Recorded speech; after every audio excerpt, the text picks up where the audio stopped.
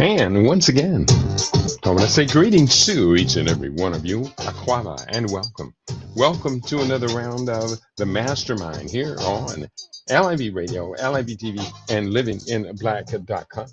On Sundays, the Mastermind, I am joined by my colleagues, and we look at what is happening in the world. We look at culture, consciousness, historical perspectives, entertainment, economics, education, health, labor, law, politics, religion, family, cultural consciousness, future studies, sustainable development, all areas of human interactivity and development. Today's date is Sunday. It is the 21st day of December. This is the first day of the winter solstice, and we're going to talk about that shortly. We welcome you all, and we are here to do as best as we can to give our people the truths, the facts we need to build together, to grow together, to build a future that we all as individuals can be very, very proud of. Today, welcome once again to the Mastermind on LIBRadio, LIBTV, and livinginblack.com. And let me first of all welcome into the show today. Again, let me turn this music off. Welcome into the show. Brother Junius is joining us. Aquava. Welcome, Brother Junius. How are you today, my brother, my dear brother? Madasi, I'm well, and looking forward to today's program. Awesome. Hopefully, we will entertain as we educate today. And that is, of course, edutainment. I trust that you are familiar with that concept. Yes, indeed. It was promoted by Chuck D of Public Enemy, also Del Jones and several other folks in the 90s, where we would use our creativity as in the form of entertainment, but also as a means of education for our people. Absolutely, beyond a shadow of a doubt. Let me say greetings to our family. I can see my sister, our sister, for Africa One is checking in. She says, Hotep Mastermind Panel and Global LIB family, sending upward vibes for healthy, awakening, powerful, and peaceful Karas Ma'at Kwanzaa season and beyond to us all. Ubuntu. And today does begin, Brother Baba Junius. I'm going to put this up on the screen right now. The first day of the winter solstice, which the group that I have been ordained as a minister in, it is the Christ Unity Center of African Spiritual Science. And let me just say greetings to my Queen Mother Kashiba. I just saw your post come in. Welcome, Aquava. The Karas Ma'at Kwanzaa combines the values, the spiritual values from ancient Egypt, the Karas and Ma'at. It combines that with the, of course, African American created holiday called the Kwanzaa. And it rounds out the days to an even 12 days, including the 5-day winter solstice celebration that is actually the origin of Karas Ma'at in this new expanded celebration we're doing. Have you heard of the Karas Ma'at Kwanzaa holiday before? No, this is the first time I've heard about it. I'm familiar with the organization that you're speaking about. Mm-hmm. And of course, we're all familiar with Kwanzaa, but that makes it truly unique and all-encompassing, because most people are not even aware of the winter solstice and its significance in the so-called Christ myth in terms of what that's all about. Yeah. Now you opened up a window of knowledge, wisdom, and understanding. If you don't mind, can we just spend a little bit more time on this Christ myth, the Jesus myth, the reason for the season, and give its origins in ancient Egypt, in ancient Kemet, as we called it at the time. And that is where Karas and Ma'at come very seriously into play. Isn't that true? Right. And I think we owe our viewers and listeners a an explanation to enlighten them, because we have taken on the values and the historiography of our oppressor. Mm-hmm. And a lot of that is based on ignorance, manipulation, and duplicity, but it's also based on truths about African spirituality that they don't want our people to know. Mm-hmm. And we are, you and I are obligated as responsible journalists, we're obligated to give our people the whole story, especially when it comes to giving our people a sense of identity that goes way beyond what we have adopted, the so-called Stockholm syndrome. Right. Let me go into this holiday, if you don't mind. This holiday, and I'm just going to put this up on the screen. People will hear about this for me quite a bit. Let me see. How am I going to get this up on the screen? Let me take this one down first, remove, and I'm going to put up another picture. And bear with me. Stop that screen and insert this screen. And this one I'm going to be sharing. Where are you? Where is you is? It is a window. Bear with me. This is an Acrobat file that I have up. Okay, there it is. Put up the window. I don't know what's. Oh, that's not even it. I'm just going to read from the document, and I'll show it on another day. This is a document. This is the thematic paper for the Kras Ma'at Kwanzaa season. The Kras Ma'at Kwanzaa is an observation introduced in 2006.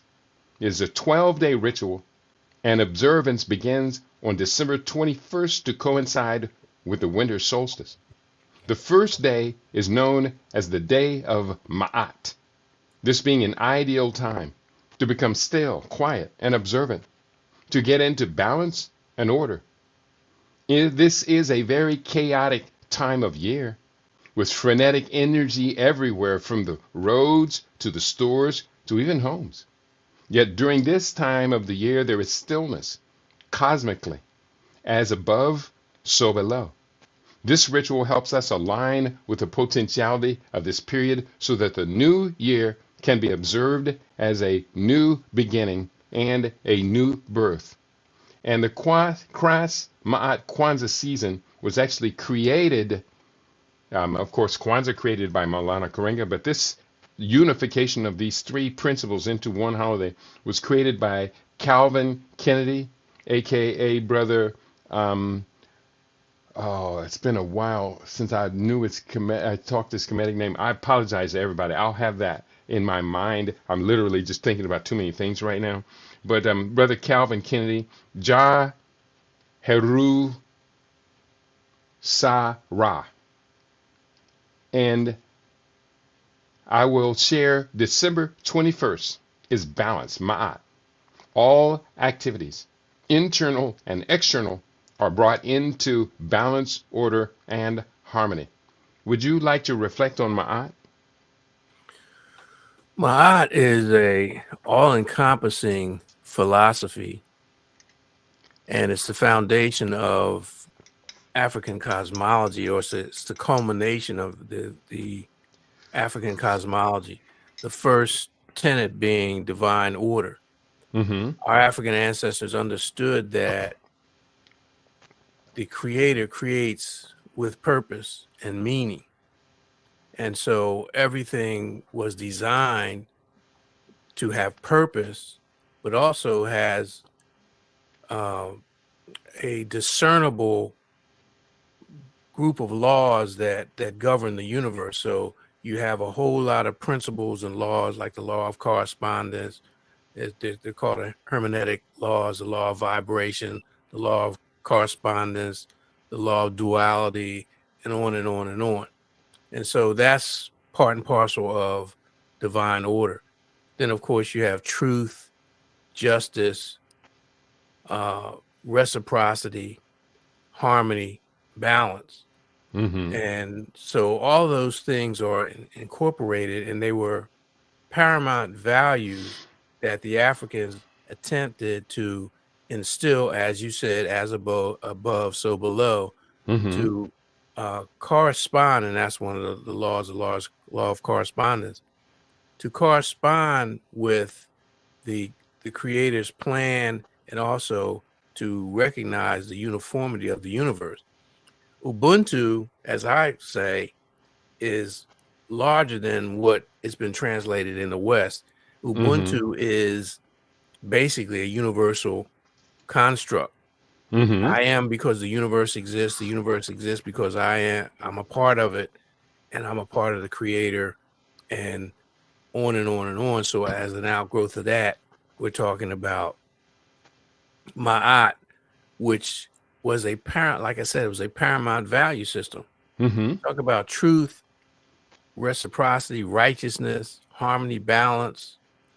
And when you grasp that, you understand why, as John Henry Clark said, outsiders said that the Ethiopians, meaning all Black people, were the blameless ones. We were those people. We were the upright people. We were the righteous ones. Mm-hmm. And all of this is an outgrowth of these values that you're sharing with us now. Mm-hmm. That's right. That we are sharing with us now. And I will say this much. I propose that as you and I and those others who believe in the power of unity, of universalism, of the African spirit and our own traditions brought forward to the forefront, the crises of identity for African Americans eventually fades away. The crises of us now purposefuling our lives away from pointless consumerism, away from other low order values, the lust and all the greed and what they call them, the seven, I can't remember, but they were the 7 deadly sins. Yeah. deadly sins. Thank you for that correction. All of that will fade to oblivion, becomes far, far less important, and we will be able to re-establish Ma'atian order on this planet. To me, there can be no greater priority for us as Africans to be working on than to restore these values of Ma'at in our practical daily lives. Your thought? I agree, and that's why the pushback is so great, because those who profit and benefit and who position themselves because of Isfet, and Mm-hmm. Isfet is the opposite of Ma'at. So the opposite of divine order is not chaos.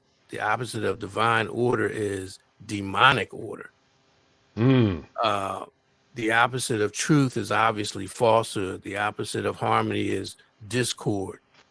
The opposite of balance is lopsidedness. That's why the Europeans and the Greeks, their scales are lopsided. When you look at the opposite of reciprocity, which is mutual aid and collective work and responsibility, is predation.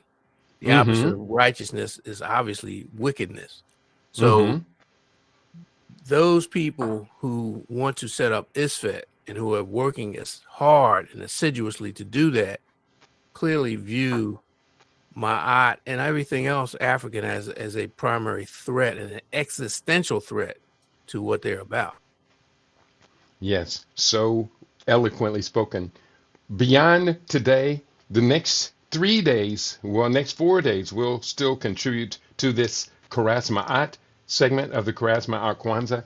December 22nd is the day of Set, and that deals with desire. It's not about evil, it's not about Satan, as some would put it. It's about Set, which is there is balance in the universe. So Set is about desire, the willingness to submit the personal ego, the personal self, the ego, to the higher faculties.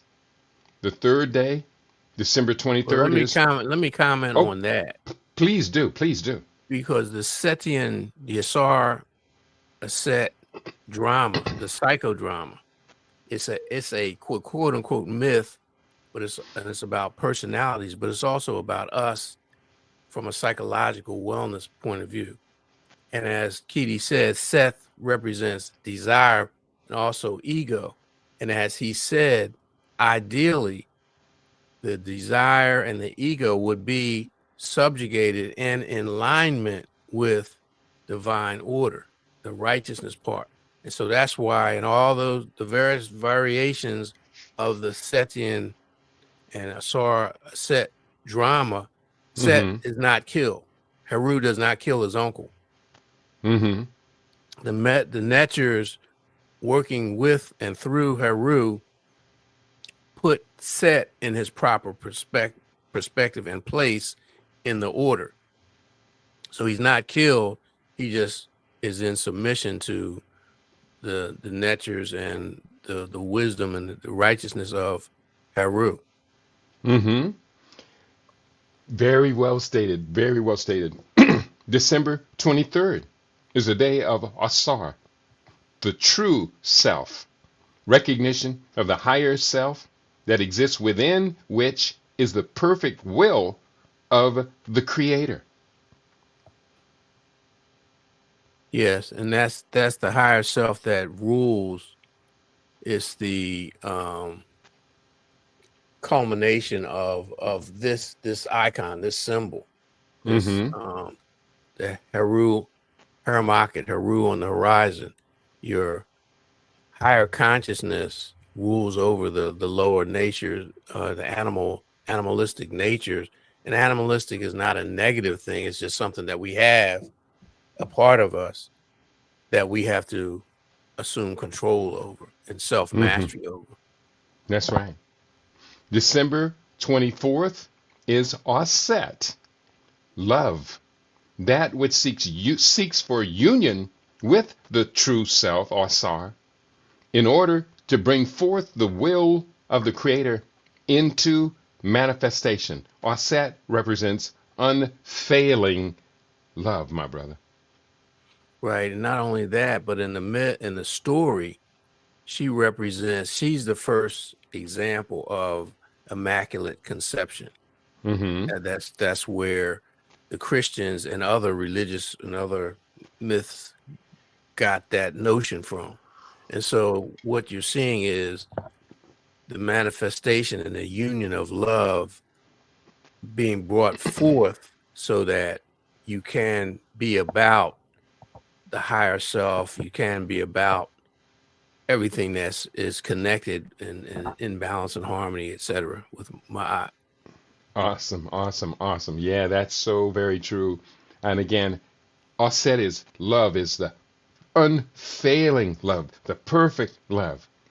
And I think that we all as a society can do a better job of transferring this value to the generations because marriages that are supposed to produce families are breaking up. And of course, this is the consequence of a detailed plot. One might call it game theory in action on the part of those who oppose us coming into our own order in the true nature of divinity, which is Aset, that unfailing love. The other thing is that our oppressors have defined love for us. Mm-hmm. Uh, and this has been going on for centuries, where you have the undermining of the establishment of what they would call planned or ordered marriages, where Mm-hmm. marriage was a sacred responsibility that was beneficial to the whole community, so that the wisest of the community would have input in to maintaining stability. Their whole notion of romance and uh, love at first sight, et cetera, has been placed in the psychological realm to undermine that ancient notion. Mm-hmm. That's right, right. And then December 25th is the day of Heru, born day. We celebrate that Christ has brought forth true will and vision within, and transformation is at hand. To be born is the Heru day. And of course, this coincides with the request by Queen Mother. She says, talk about the birth of the Christ myth. The Heru, which is an African myth, is born on this day, December 25th, and it does relate directly to the winter solstice. And just like so much of what was developed in the Nile Valley, we attempted to teach this to other people. They came in, they stole it, and they used it against us, not only with the birth of the Jesus the Christ myth, is that they use it against us now. These same thieves, these arch sorcerers, have now even stolen Christmas, the birth of the Christ myth. They've stolen that from Christians. And they've replaced it with commercialism, crass consumption. And originally, who was selling them the merchandise? Who were the greatest mercantilists on the planet, Baba Junius? Well, it all depends on what period, but the percentages that we're talking about are we call them Ashkenazim. Mm-hmm. Yeah. But see, the thing is, Heru is the manifestation of the love coming from not just a female, a righteous female, but through being overseen and promoted and instigated and initiated by the Creator. That's right.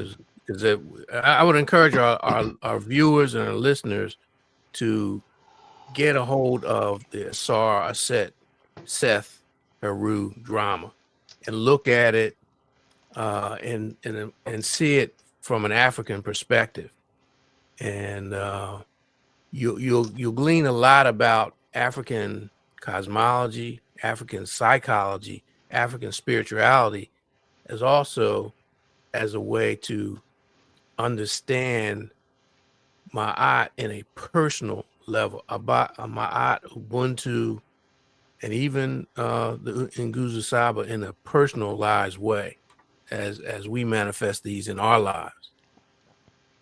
Because keep in mind, Heru was the hero. That's where we get the root word hero from. His Karas is where we get the word Christ. Christ right. comes from the word Karas. Right. And so he was the hero. He's the Karas. He's the one who's to come and restore Ma'at. It's not necessarily he's avenging his father, which he was, but that was just a small portion of it. His job, his mission was to restore righteousness, restore Ma'at, and he was aided by the Netchers. He was aided by Tahuti. He was aided by the other Netchers to help him overcome the strong desire to usurp the natural order by Set, and that's how he did it. And you said that he was aided by the netters, these same netters or forces of nature. The words are of the same origin. These same forces of nature, including, you mentioned Jehudi, the scribe, are here today for us to utilize as a means of finding our pathway forward to Ma'at. Now, here's the thing, Baba Junius, you are a scribe. I am a scribe. We're here to help our people find this pathway. And there are many, many other respectable, notable scribes. I'm going to have one with me in a couple of days on Heru's Day. So we're going to utilize what has already been assembled, what has already been created. We have years and years of precedence, and we can find evidence that this is still ongoing to help more and more of our people get on the pathway. Keep in mind, Jehudi was not just a scribe. from the African perspective, he was a messenger. Mm-hmm. He was a messenger from the Netchers. He was a messenger from the Creator. He's the male form of intuition. He's the masculine intuition, where Ma'at or some of the other Netchers are the feminine element. Because keep in mind, one of the principles is of duality. You have two, male, female, light, dark, all that kind of stuff going on. And so it's not necessarily writing things down. It's the message, the psychological message that the Creator is always talking to us. And our African ancestors said, well, the Creator is so huge and unknowable, so it's our ancestors. Irregardless of what the vehicle, we are being taught and we are being contacted on a constant basis. We have to use discernment. So that's part of the myth also, the story also.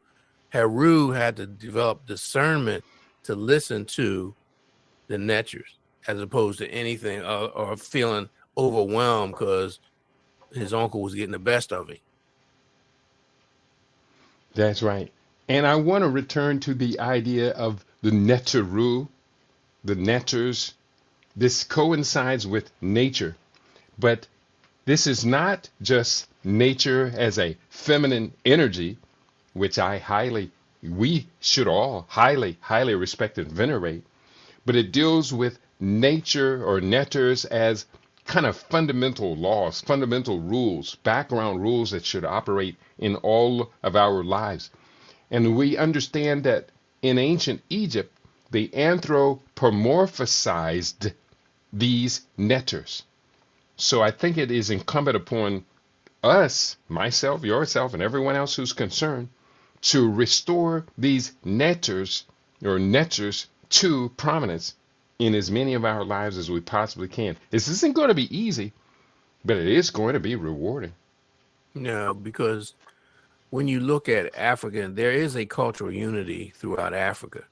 I haven't invested the time to link and make all the connections, but the Orishas and Yoruba, and I forgot what they're called in the Akan religion, and some of the other are all the same. They're the same thing as the Netchers. It's just called something different, called by another name. They perform the same function, and their personalities or their characteristics are similar.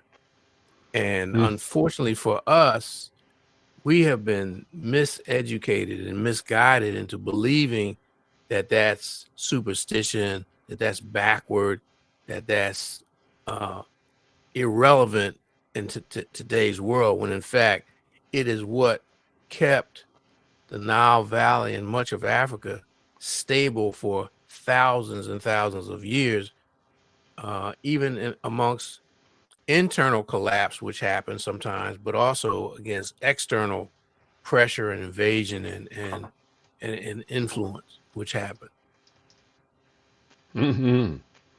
Yeah. So there's so much that we just touched on, just the tip of the iceberg.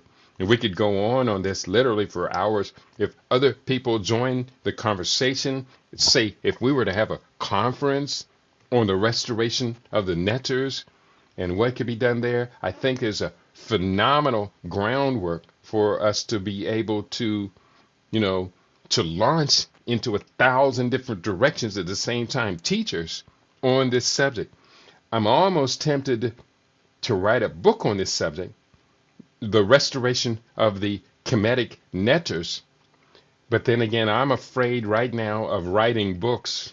I've become afraid of writing books. I'm hearing myself say that for the very first time because I'm writing books that only a few of us, I should say, are reading. You did receive a copy of Conspiracies and High Crimes that we had talked about before a couple of weeks ago. Yeah, I have it here now. Yeah, I have it here now. Yeah, that's a very important book so we can understand how this was stolen from us, how it was ripped from our bosom. Very important book. I would say the Netters represent another theft of like diamonds, gold, jewels, more precious than any jewels, Ismaat. And these were stolen from us in order to cause great confusion and the loss of our identity. And it almost seems like we could say to people, we are the chosen ones who are wandering around. I see the book, it looks great. We are wandering around in the wilderness for thousands of years, lacking our identity. Yes, it's a traumatized amnesia. It's induced amnesia, not just only from physical trauma that we've been under and introduced to by our adversaries for thousands of years, but it's also the psychological trauma. And when you look at, if you type in a browser and you look at the impact of amnesia, what does that do to a person? It's really disorienting. You're losing your moorings to your, not just to your memories, but also to your identity, relationships, your culture, everything else. And this is one of the greatest crimes. It's not so much stealing of our lands, forced labor, what have you. It's the amnesia and the despiritualization, as well as the dehumanization of us.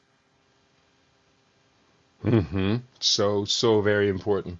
So, to the best of our abilities, we're going to connect these natures and netters to where we're going. In fact, I'm going to do a story on this week because really this is about spiritual wellness.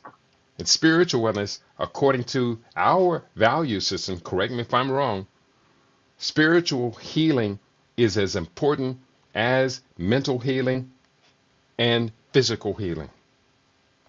Mind, body, and spirit. Yes, you're exactly right.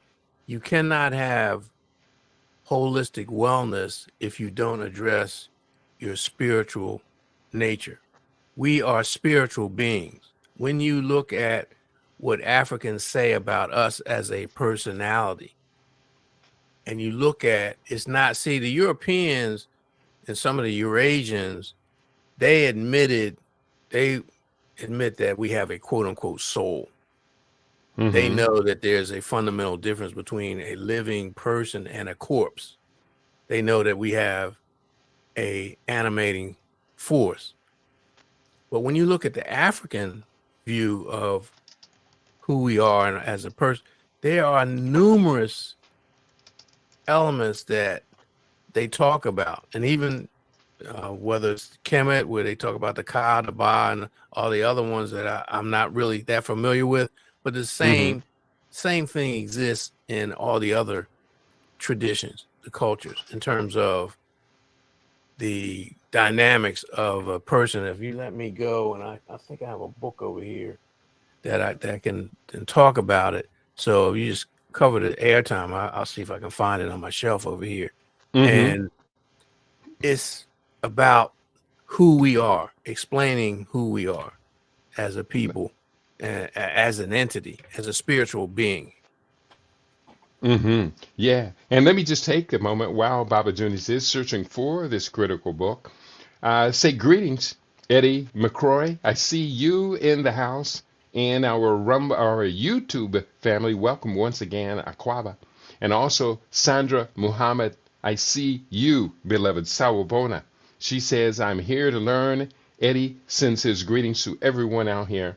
And I did just put up the link for anyone who emails me a request.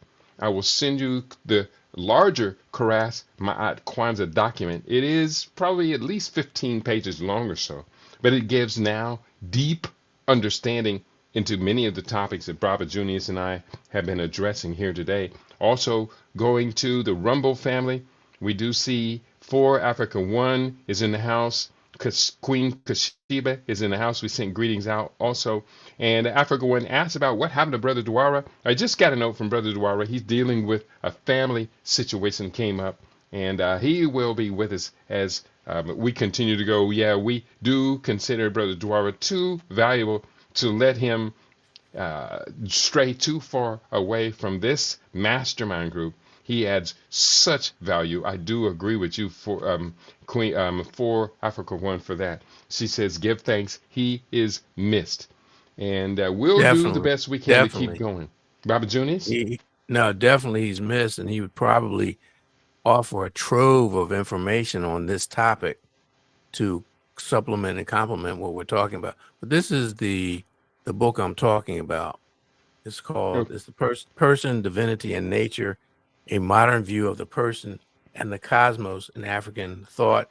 Chukwunyere Kamalu. And it goes into many of the things that we're just glossing over. Part one, concepts of the person. And he talks about rites of passage, birth, initiation, marriage, ancestors. Chapter two, the person as a multiple selves, the multiple selves of African thought, the destiny or spiritual double, the soul or breath, the heart, the ancestral guardian, the shadow. And he goes into modern investigations into parapsychology, the dream body or shadow as evident in lucid dream and out of body experiences, and reincarnation, ancestral self as evident in reports of a memory substance, investigations in modern psychology and psychiatry. And he offers a conclusion. So there's all, I mean, this is fundamental and it's consistent. I have also books that talk from the comedic experience about the same things. They just call them different terms within the Nile Valley language. But we've lost all of this. This is the amnesia that I'm talking about. This is where mm-hmm. we're disconnected from this rich source of understanding of who we are. It's what what Amos Wilson called the falsification of the African personality. And this That's was right. deliberate. This is not organic. This is not just something that happened overnight. This was deliberate and malicious, what they've Mm-hmm. done to us. Can you once again give us the title of that book? Person, Divinity, and Nature, a modern view of the person and the cosmos in African thought. Chukwunyere Kamalu. And I'll hold it up and maybe to get a little screenshot of that, what it looks like. Mm-hmm.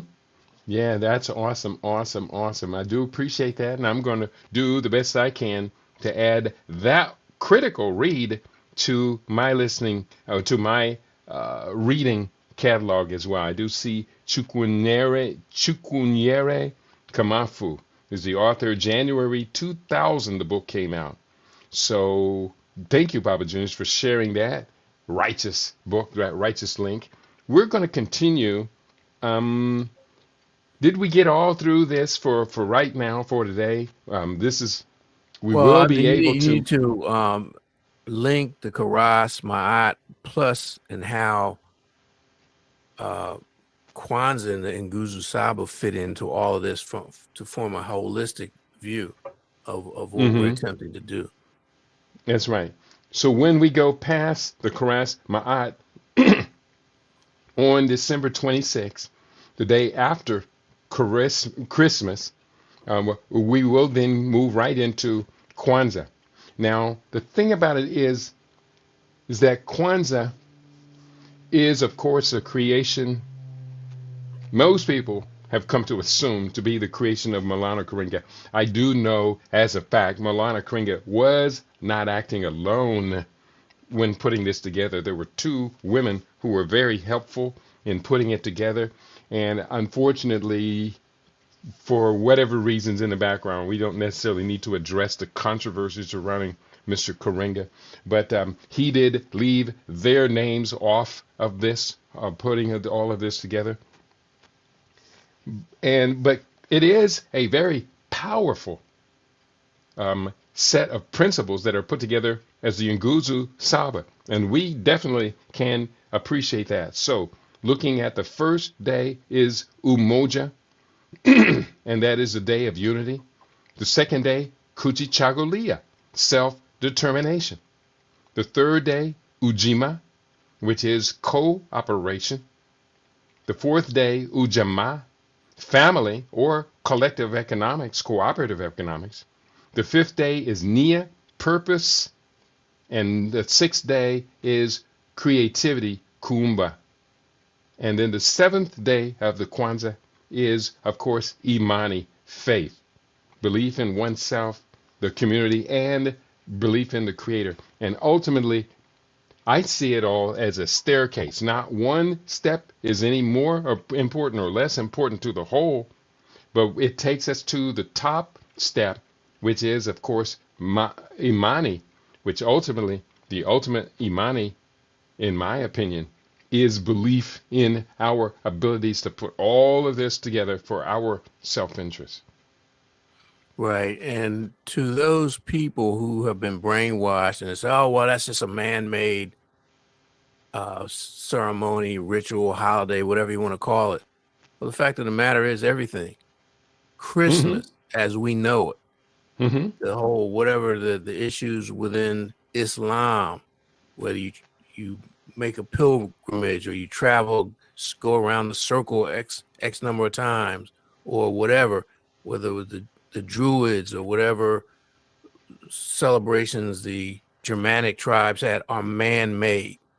Most Christians know nothing about the Council of Nicaea, the Council of Chalcedon, the Council of this, the Diet of Trent, the Diet of Worms, all that kind of stuff that created Catholicism, and even the breakaways of the so-called Protestant denominations are all man-made. They just equate it to God or the apostles or whatever. They have no real clue about the history of Christianity. So before you criticize and denounce Kwanzaa or anything else, understand that much of what we understand about religion is not true and it's man-made. It's man-made, and there's nothing wrong with man-made. No, Man but I makes mean, these things to uplift mankind, humankind. Hopefully it does so. And that is good. We have to infuse man-made things into the culture for the culture to continue. right. And it behooves us to be righteous leaders to do so. However, you have to use discernment, because even the Hebrews believed that God wrote the 10 Commandments, when in fact it was whoever you want to call him, Moses or whoever, was the one who chiseled them on the tablets. So there is a bit of charlatanry and fakery in a lot of religions to cover up the deep spirituality that's in each and every religion. That's right. So That's that right. a certain group can profit from it, put themselves up as not as servants, because Yeshua said, the greatest among you, let him be the servant of all. So that's different than what we're seeing in the Roman Catholic Church and a lot of these Protestant denominations, where the ministers and the hierarchy put themselves up and lord it over and browbeat the people and just take advantage of them. That's so very true. We welcome your commentary today on LIBRadio. If you have something you want to say that maybe Baba Juniors and I left out, we did. One second, just got a request. Let me copy, cut, and paste this address. Somebody wanted to get the book, and I'm going to copy that. And again, the book is Person, Divinity, and Nature, a modern view of the person in the cosmos and African thought. So I'm going to put that link up right now for our listening audience. And to the best of our abilities, we're going to do the best that we can to make sure that this does continue to diffuse out into our community. That was a request from Queen Mother Kashiba. And we welcome you, our listening audience. We've talked about this for about 45, 50 minutes now. And undeniably, we could continue to talk about these matters of spirituality, redemption, sovereignty, and restoration of order, my restoration of truth, balance, harmony, order, propriety, reciprocity on this planet. Any more you want to add to this topic today, Bob James? Yeah, I want to also share this. This brother, he's written a lot of books that I think should be in everyone's library, and this is one of them. Mm-hmm. He also is a 2-volume, voluminous, real thick 2 volumes, When the World Was Black, Mm-hmm. with the documentation, the footnotes, the references, all of that. I'd encourage Supreme Understanding, Black God, and Introduction to the World's Religions and Their Black Gods. And I think we need to make this a part of one of the things about Kwanzaa. They encourage giving books, Mm-hmm. and not just to children, but we need to become more literate ourselves. We need to become more discerning in the type of material we consume, that we expose ourselves to. And these are the type of books that we need to address. And you don't need to get into debates with other people about their beliefs. What you want to do is to broaden your horizon. Think beyond the constraints of Eurocentric historiography and propaganda. Good point you make. And we're going to do the best we can. I'm just putting this link up to the book for those who had mentioned it or had wanted to go further into it. And I encourage people to turn back on our reading. It's so, so very important that we do not fall behind our own critical scholarship. You had mentioned these two thick scholarly books by the brother, and I had met the brother in Atlanta. We were there to, what were we celebrating? Because I remember Professor Griff was there and a whole bunch of us, and I met the brother, was introduced to him, and they were selling books there. I can't remember why we were in Atlanta, but this is a very, very important book. What's the author's name? Supreme Understanding. This is Volume 1, When the World Was Black. This is Volume 2. It's a 2-volume set.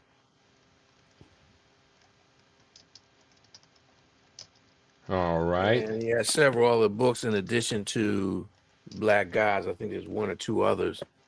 He's not African.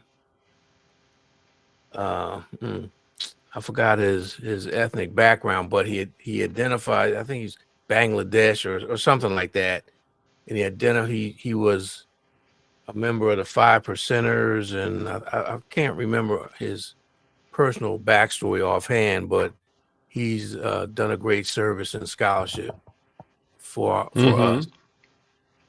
Yeah, this is a different person that I'm thinking of. And I know you probably have the book. The books are black in color and very sparse printing on the front. I can't remember. It's been so long, and I do not have his books, but very profound work. And we do salute all other authors that are out here. I'll have as my guest on Christmas Day, an author, Mbwebwe Ishingi, will be joining us as well. And we're going to talk about very serious issues as well. I think I've exhausted my conversation for this. For later in the week, I will be revisiting this, of course, on a daily basis during the celebration. Well, just before you do, Queen Kashiba asked for the origin. So share the solstice and the astronomical and astral spiritual concepts of December 20, because John G. Jackson has one of his books is called Christianity Before Christ.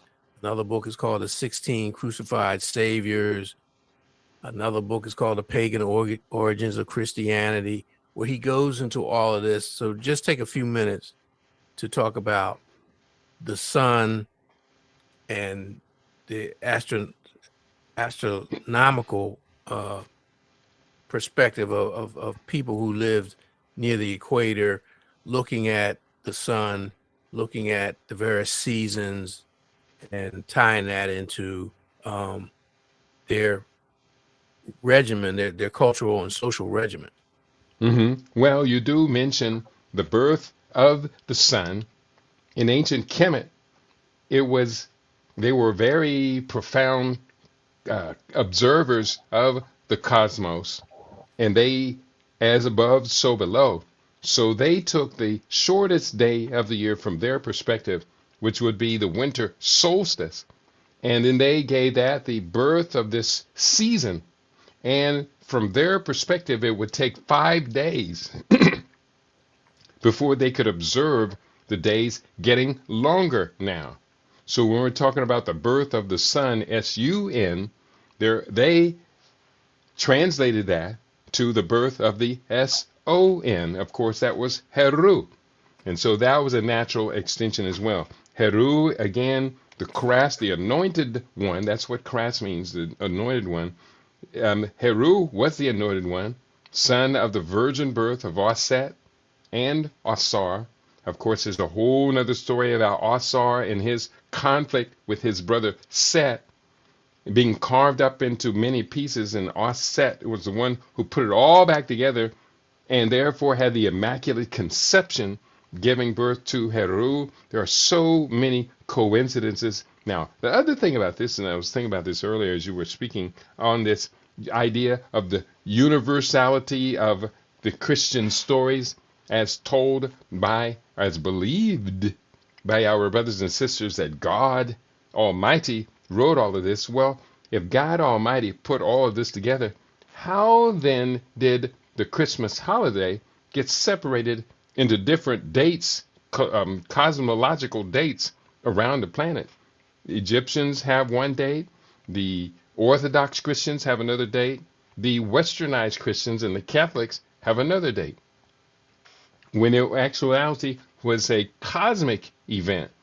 So we can make a lot of different points about it. And I like what Queen Mother says. She says astrology. It's the astro theology. Very, very good point you make, beloved. That's an excellent way of wording what I'm putting in so many words. So when we look at these different texts, the world's 16 crucified saviors, there's so many things that they all have in common that have been woven into this story. Christianity before Christ, I see that.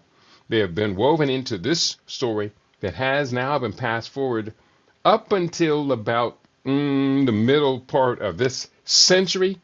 Much of that story of the reinterpretation of the Christ stay together.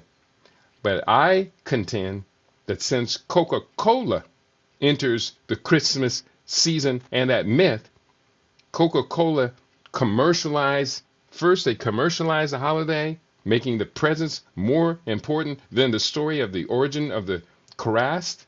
And now every morning, Baba Junius, I run right now it's winter, so it's hard to run in the cold, but I cut it in half, but I run 10 minutes in my loop. And I notice where it used to be, you would see lawn decorations of the Christ, or the Christ child, the anointed one, the baby, the myth, and Bethlehem, and all that stuff. You don't see any of that. Not in my neighborhood. It's all commercialized Christmas, one including space aliens landing on the planet with inside of their capsule are reindeers and Santa Claus. But that's the other thing. What they did, they changed the geography and moved the focus from Judea, and in terms of the Jesus myth, and moved it to the northern latitudes. So now that Kris Kringle, reindeer,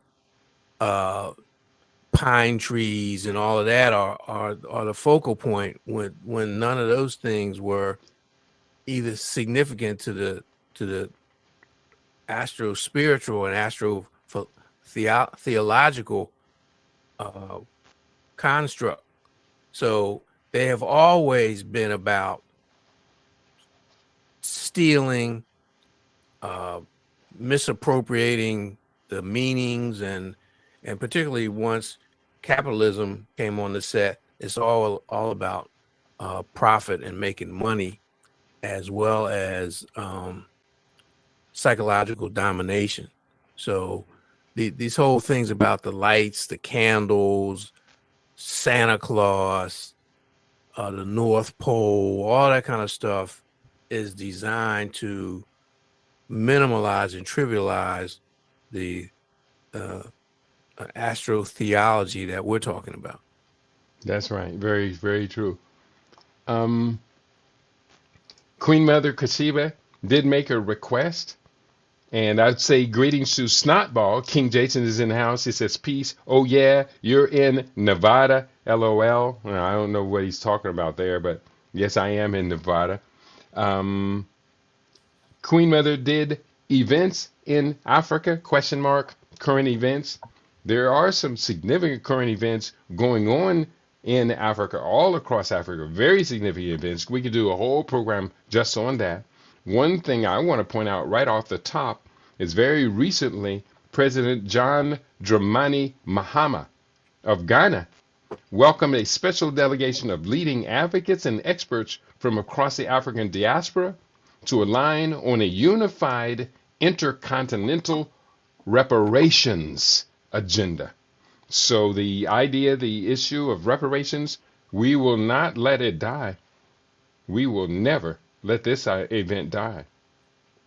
But see, my challenge with that is I'm not negating that.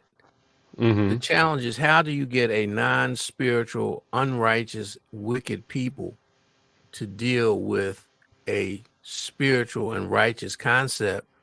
And reparations is part and part of reconciliation, restoring harmony, balance, and things like that. That the Urugu, that's not what they're about. And I'm not saying don't engage them with certain things, but going in, you know they're not about the higher levels of reciprocity, harmony, balance, justice, truth, divine order, etc. That's right. That's why when I wrote my book in December 2016 called The Repairing, I did not necessarily include Europeans giving anything to us or participating in repairing us. That's why I called the book The Repairing, Making Reparations Practical. My theme, as you know, was self-reparations. We have, well, to quote Ken Bridges, paraphrase Ken Bridges, we have enough resources to repair ourselves. All we have to do is start loving ourselves more, and then look inside and find what we need to do just what we did, what the Chinese did. We're going to repair ourselves. So you are absolutely right. Urugu, the mindset on this planet, can never be held to doing what is right for right's sake. They only do what's right when most of the time their backs are against the wall and they've been put into a position that they cannot sustain themselves. And right now, we as Africans got a lot of work to do. Or, excuse me, their primary objective, which is exploitation and profit, is put in jeopardy. And they're forced to make some concessions. That's right. So I do welcome John Dramani Mahama and his outreach, bringing these scholars together.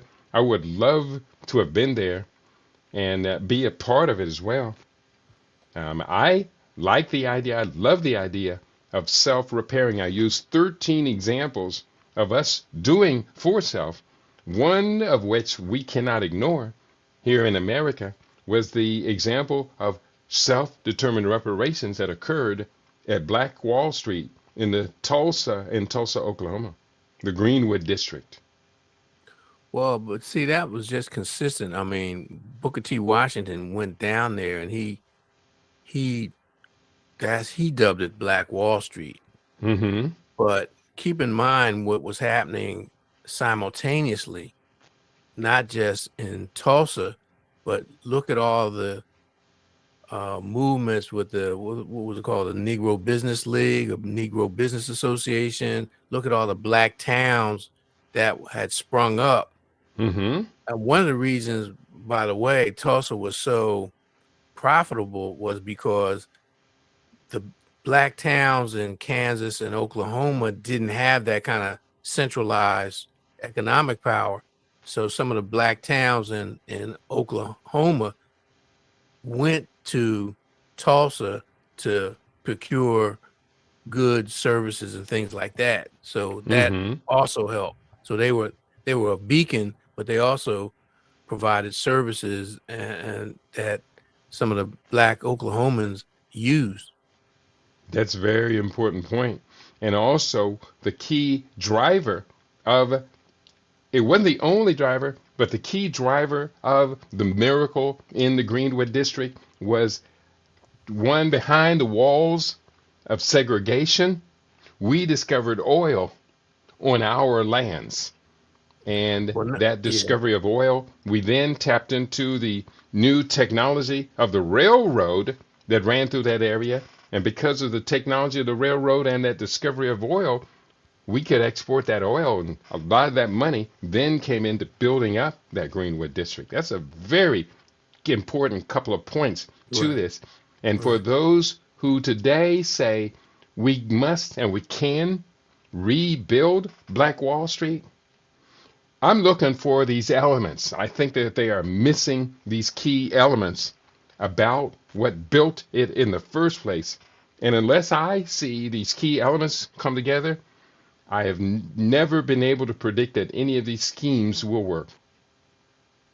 Right. Well, you had an economic base with the discovery of oil, Mm-hmm. and so that was important. You had the close proximity because when you go, I've been to Tulsa and I've been to the museum, and they talk about the developments, and they will tell you the first act that the Tulsa legislature did when they became a state was to enact apartheid, segregation, not part of an itinerary of legislation, the very first thing that they did. Mm-hmm. So you had black folks, uh, to use their words, segregated. So they were there, they were in proximity with the oil, they were in proximity with whites who had money from the oil, and a lot of them were working for them. And that was what helped them. And then, like I said, they also had the support of other black towns. And I'm just aside, this very same similar struggles that the people in Oklahoma had, the people in other states like Indiana had, where they wanted to make it all white. There were times in Indiana where they passed laws forbidding blacks to come into that area once they became a state. That law was struck down, but they attempted to keep blacks out, even though there were blacks there all the while, because it was a territory and some blacks went there to escape. But these are the type of things that Donald Trump doesn't want us to know about in American history. They want to sanitize and whitewash all of this stuff, and we need to know about it to just show you how our people struggled, how they adapted, and how they were able to make a way out of no way, as the old folks say, through the help of the Creator and the ancestors, to be able to survive and thrive. That's right.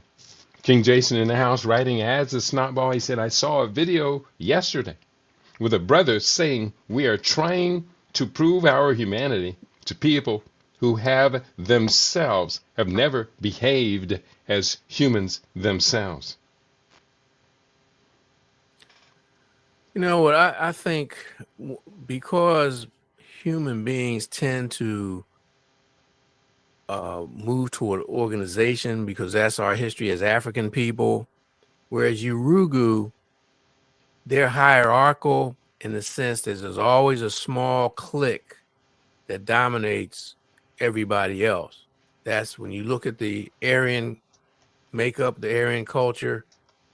So from my perspective, ordinary white people have the potential to be quote unquote civilized. It's just that their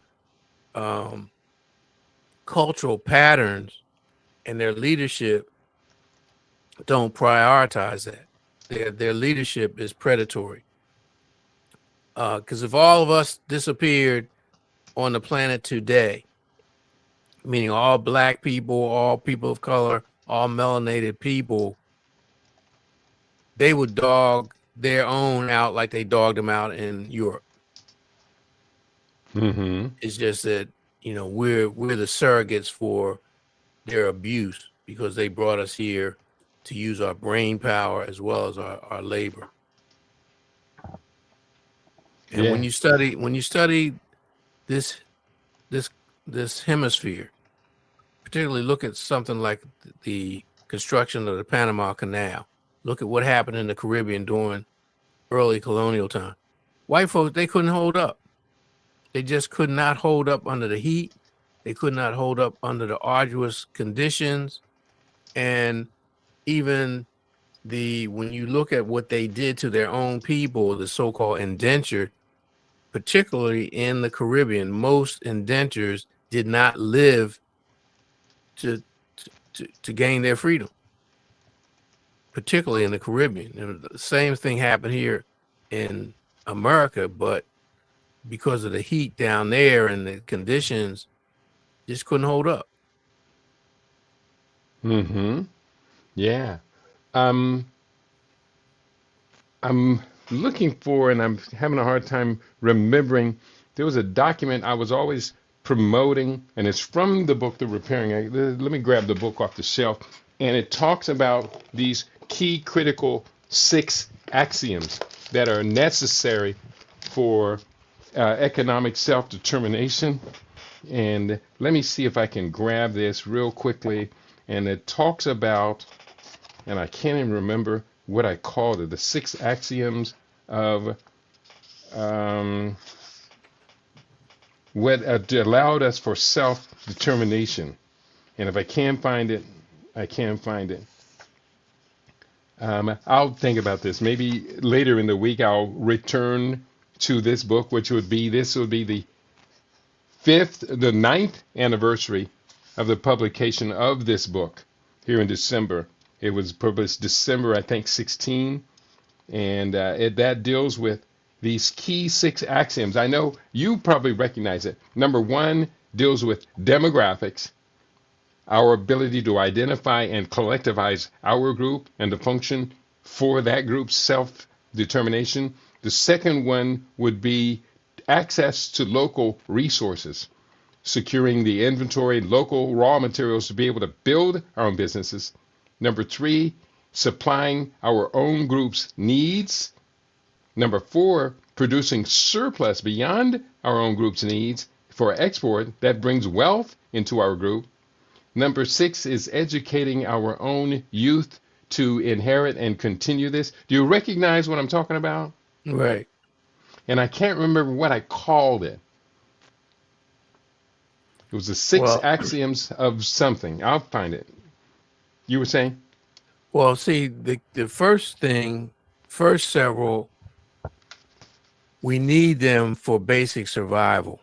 Mm-hmm. You have, not only do you have the demographics, but you have to Mm-hmm. have a means of organization, Mm-hmm. social or civic organization, we call civilization, to meet your needs. So you have to have resources, even if you're just a hunter-gatherer. You have to be able to supply the needs of the group and again, this is from an African perspective. And then once you have a surplus and you can identify other groups who are willing to exchange your surplus for theirs if they have one. If they don't, they just take yours and remunerate you for what you do. And of course, you have to develop the process and expand upon the process as things improve, as the demographic grows larger. Because one of the things that anthropologists are saying that is that early humanity tended to live in smaller groups, not more than a couple of hundred people. After it got to a certain size, it would break off and then start another group, or another group would develop. So it wasn't until they moved into the stages where they could have civic centers, where a lot of these big cities in ancient times were either ceremonial cities or secular government cities, that administrative cities or towns or whatever. So we need to understand human development and what that means. So before you can have a surplus, you got to have enough just to feed yourself. That's right. And that ties right into, and I called it the 6 axioms of culture. And I first introduced it in the repairing, but then I developed it over the next book or two. But the 6 axioms of culture are very, very important for our best self-interest, because it allows us to rethink this $1.93 trillion in consumerism spending. Now that figure is at through the end of 2025. It's predicted Americans will spend $1.93 trillion as consumers. But the problem, Baba Junius, is that our businesses only produce about $212 billion in commerce. So essentially, we're spending far much more money than we're producing. We're only producing slightly over, I think, 9.23, 9.27% of the monies that we consume. Right, but going back just to your itinerary, we lack access to the raw materials. We lack access to local resources. Prior to the migration, even if you were a sharecropper, you tended to, they might allow you to have a garden so you could help sustain yourself, where you weren't totally dependent on the stores and the hookup that the ruling class had. We had land. We've lost hundreds of millions of acres. We could sustain ourselves that's why Elijah Muhammad, that's why the New Republic of Africa, that's why even the Black Panthers and a lot of other people talked about land. We needed a basis, not just a geographical base, but we needed a base so that we could move to sustain ourselves and have an economy that, number one, sustained us. We had to be able to provide our own food, clothing, and shelter.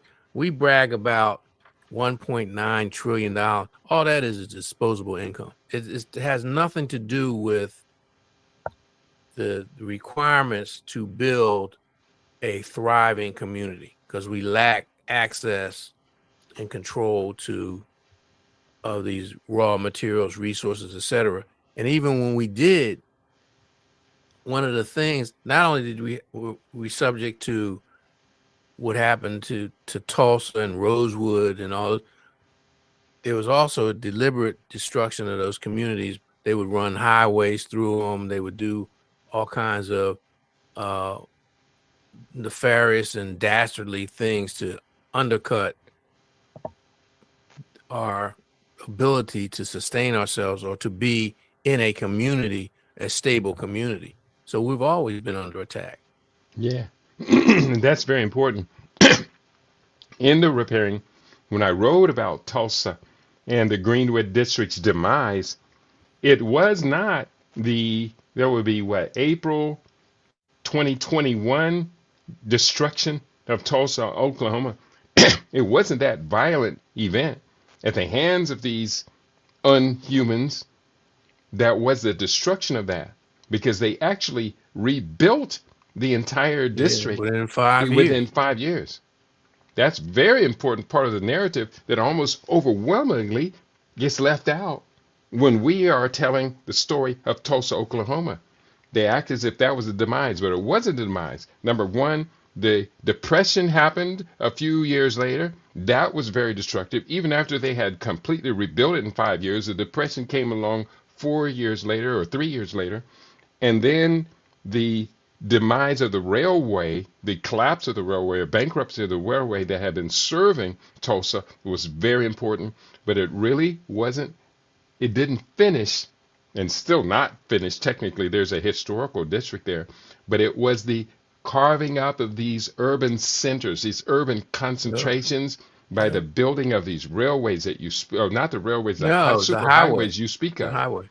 That was the destruction of Tulsa, and it's now just a shadow, just a memory. There is a historical district there, but instead of the 36 active blocks of economic activity, it's now just a 2 block historical district. Right. So when you look at land use, like you said, the back then, the when the collapse of the railroad happened, that they didn't have a supply chain.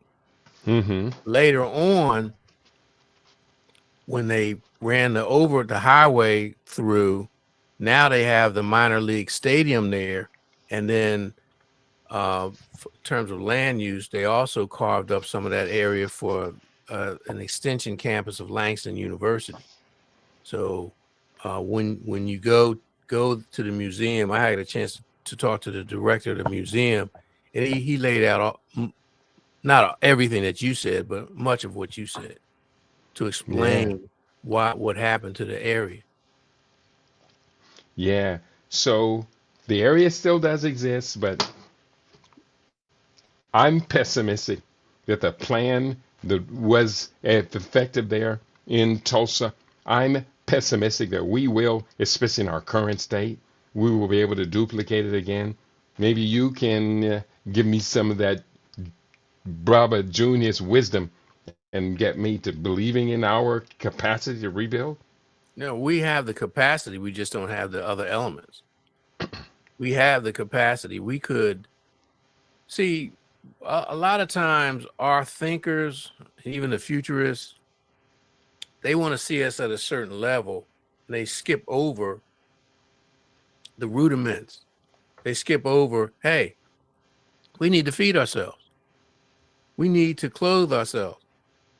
One of the things that Gandhi did, in addition to his boycotts, was he tied his boycotts to revitalizing the clothing industry, using the raw materials to make their own clothing. They refused to buy, at least he did it, and then more and more people did it. He refused to buy British clothing. That's why when you see pictures of him when he was leading the protests, the boycotts, and the challenges, he does not have Western clothing on. And Mm-hmm. that was deliberate strategy on his part. In addition to the fasting and all of that, it's like, nah, we're not going to wear the clothing of our oppressor. So until we Yeah. get to that level, because they were already on their own land, they still had that, even though it was under British control. So we have to respect the decisions that our ancestors made. They left the South for other opportunities and to escape the brutal conditions there. Just keep in mind, after World War I, they came back determined that they would squash any liberation thoughts on behalf that the black soldiers and the people, because the part of the propaganda was rah rah America, we're all fighting, even though America was deep in apartheid. So they said, no, we're going to stop that. The only thing is that several generations later, they couldn't do it following the Second World War. So, in fact, in order to comply to them forcing blacks to serve in the military in the Second World War, remember they came up with the double V campaign. We're going to defeat fascism in Europe, and we're going to defeat Jim Crow here. So they came back with the intent of doing that. And then some people say the killing of Emmett Till just sparked it. Just it's okay. Here we go. It's over. Yeah. Very important. Very important. We are deep into our history lesson today. We'd love to hear your input. Let me double check, see what our YouTube family has to put. I do see Sandra Muhammad. She says, it must be powerful. Fulton County Library has it, but you can't borrow in library only. And she's talking about really our story, the spiritual story. She said, that is true only when their backs are against the wall, mostly. And I do see Joshua K.M. is in the house. Grand Rising, everyone. Great to have you with us, Brother Joshua. Welcome. You have found your family in a peaceful place. If you hear anything you want to comment on, please do write that. There was a comment in the Rumble chat, and I'm going to read it just as it's written by King Jason, a.k.a. the Snotball. He said, Oregon forbade blacks too. Now, I don't know about the origins of the state of the Oregon Territory, which became the states of Oregon and Washington, but it could very well be exactly as he's saying. They excluded blacks from locating there. Probably that could be why you don't see a whole lot of black people from Oregon. But he also said this, would they feed the babies to alligators? Would they commit pain experiments on them? Would they hang and gut open pregnant women? Those are the inhumane behaviors he spoke to. So I'm a little ambiguous on the first part of that statement. Is it true or is it a widespread mythology? I would say there could be a seed of truth there. But how widespread was the practice of feeding black babies to alligators from your research? It happened. I don't know how widespread it was. I believe it was Florida and Georgia. But I don't know if it was an everyday occurrence. Just like there are stories about whites using blacks not just as caddies, but they didn't use tees, so they would put the ball on a black male's lips, on his mouth. I don't know if that was widespread or just an isolated occurrence, but these do serve as examples to the psychopathy and the consciousness of the Europeans.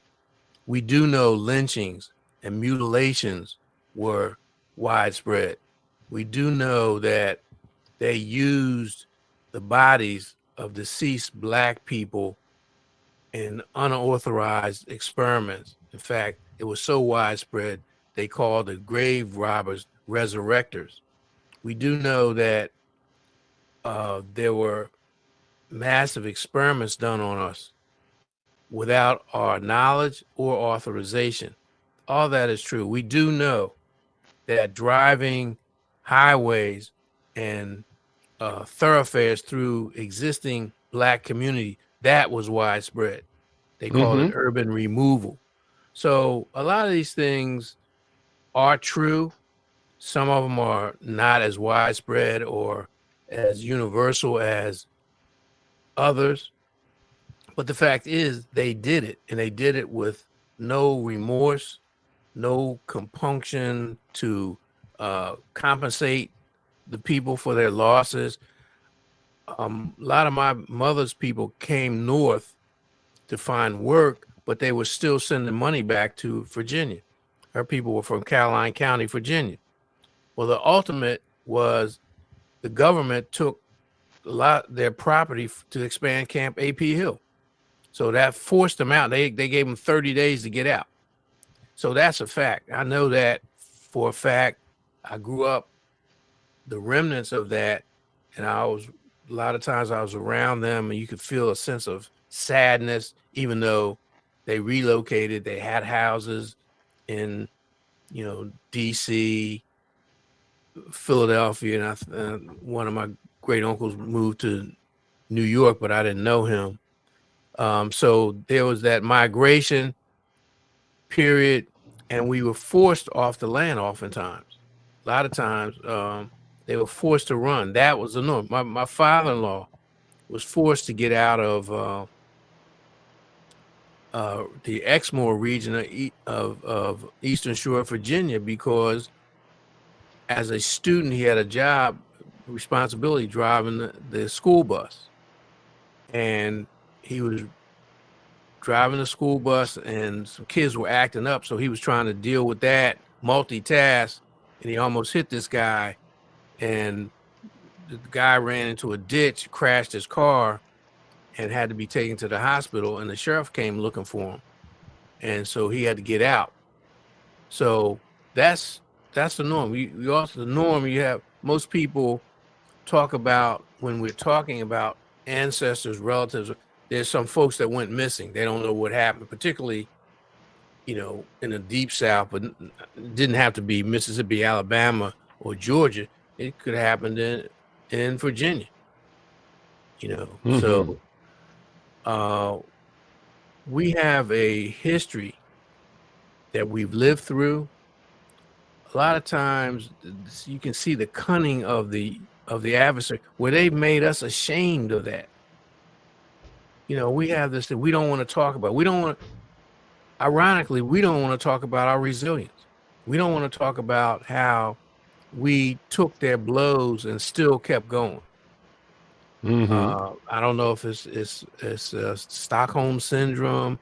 I do know it's part of the anti-Black self-negation that they programmed, that they put us on.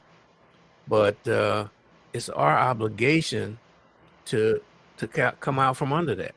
Otherwise, you're going to see it's going to get worse in successive generations, and we're seeing that now. Mm-hmm. I did go to the Jim Crow Museum to ask this question, and were black babies ever used as bait? And it says African American babies being used as alligator bait really happened. And it happened to real people. It doesn't seem to have been a widespread practice, but it did happen. That's just a little bit of what it does say.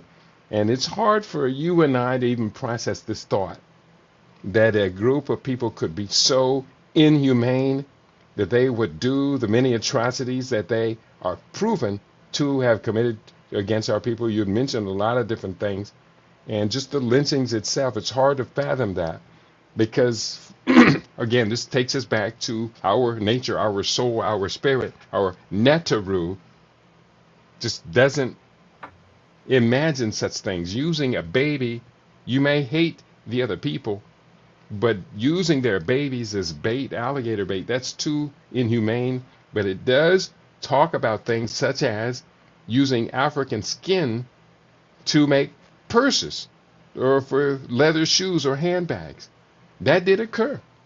Yeah, but So, the thing when we talk about lynching, that was a common occurrence, and very rarely did they just hang the person.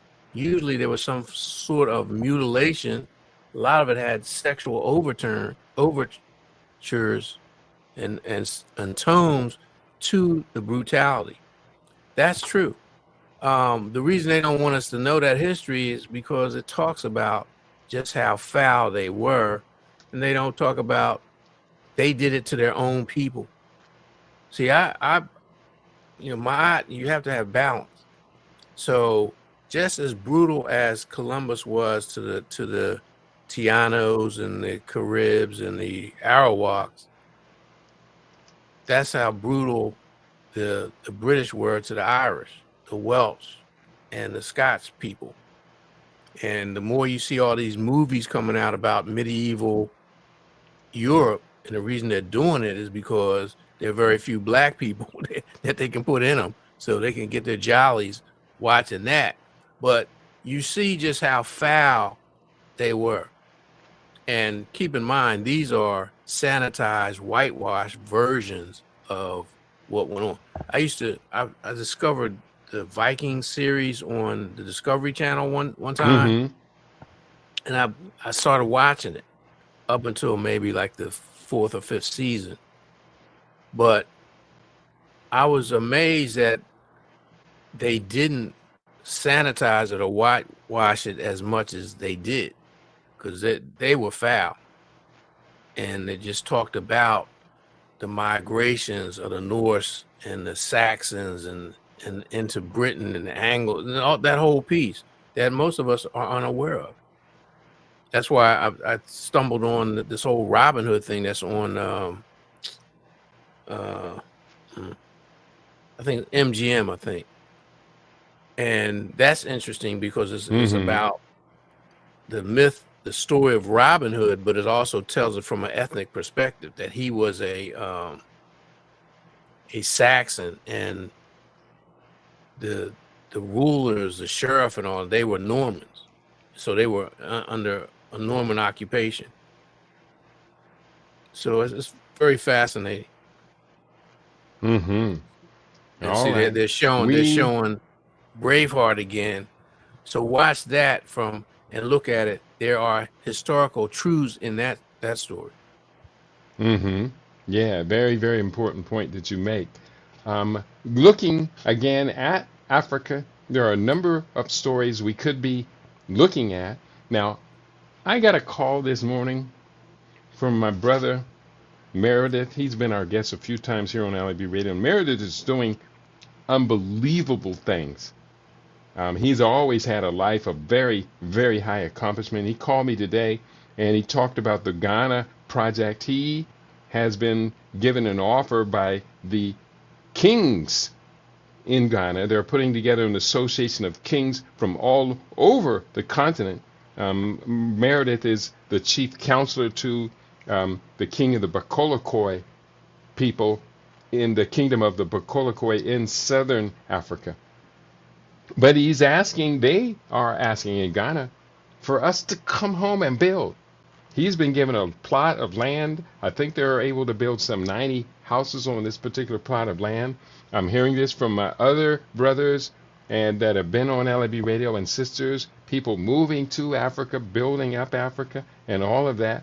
And I just wanted to just kind of drop this on the table as a point of discussion that we really should be thinking about going home, but more than that, taking our acquired skills, talents, insights, connections, taking them home with us and rebuilding our continent to become the strongest in the world. It's not going to be easy, but theoretically could be done in our generation, could be done by 2025.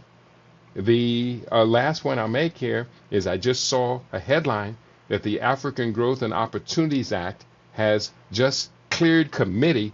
Once again, it's going to go to the full House for representation for a vote on it to restore or renew the African Growth and Opportunities Act, although I must say that it has been superseded by the African Continental Free Trade Area, which is now law across Africa, Africa building the world's largest free trade zone.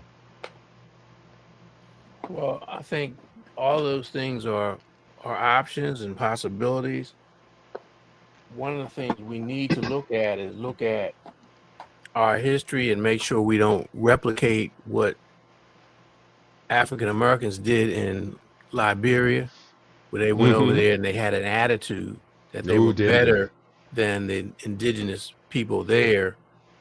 And of course, because it was part of the American Colonization Society and effort, they set them up as leaders and just abused the indigenous people, their cultures, and things like that. So we have to avoid that kind of Mm-hmm. mindset. The Yeah. other thing So, is because we surely have the information, the background information, the knowledge to do that. Say a lot of engineers could go over there and work things out, and hopefully that we can encourage our African brethren to take the initiative. Okay, yes, we might have to purchase things from the Chinese, or we might have to partner with them, but do it within the the mindset of that we are going to either reverse engineer what they're doing, or we're going to learn how to do it ourselves, so we become more self-sufficient and we're not dependent upon anybody else for a long period of time.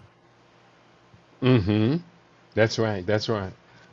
There's another story that we could look at. This story comes from Kenya, and it says the headline says Kenya eyes United Arab Emirates $1 billion AI initiative to boost digital health and agricultural sectors. Kenya would be among the key beneficiaries of the UAE's newly announced $1 billion artificial intelligence for development initiative, a move that aligns closely with Nairobi's ambition to translate AI policy into large scale implementation. Now, I'm a little bit afraid of that headline.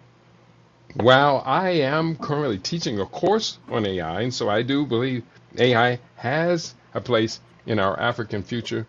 Number one, I do not trust United Arab Emirates as to having our best self-interest at hand. We can look at the Sudan and see that behind the scenes, United Arab Emirates is very disruptive, supplying arms to both sides in the conflict, as well as housing and giving other support to the forces that have coalesced as the RSF, what's it called? Rapid Support Forces, which are an extension of the genocide that was taking place about over 10 years ago in the Darfur region. Personally, I do not trust UAE to be able to supply Africa's self-interest. And so why would we then welcome, or would Kenya welcome, efforts such as $1 billion initiative? We know they need the money, but can they do better than that? In fact, when they got so many talented young tech people in Kenya. Well, I agree with you on that. Everybody's not a Muammar Gaddafi. And I think we have to look at, you have to vet your partners. Yes, you might Mm-hmm. have a need, but you have to be clear about who you're getting in bed with. And even in dire circumstances, you would have to structure the negotiations to take all that into consideration and not just give away the store. So I think we have to be very diligent, vigilant.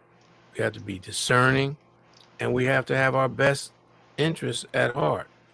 And that's the part and parcel of Black governance, moving beyond this whole notion of democracy as it's practiced by the West, and get back to righteous governance. Servant leaders, people who have responsibilities, and who there are checks and balances, because in indigenous culture, for the most part, there are checks and balances. Mm-hmm. I'm looking at, it says the UAE's $1 billion AI for Development initiative, announced at the 2025 G20 summit in Johannesburg by Abu Dhabi Crown Prince Sheikh Khaled bin Mohammed, funds AI infrastructure and services across Africa.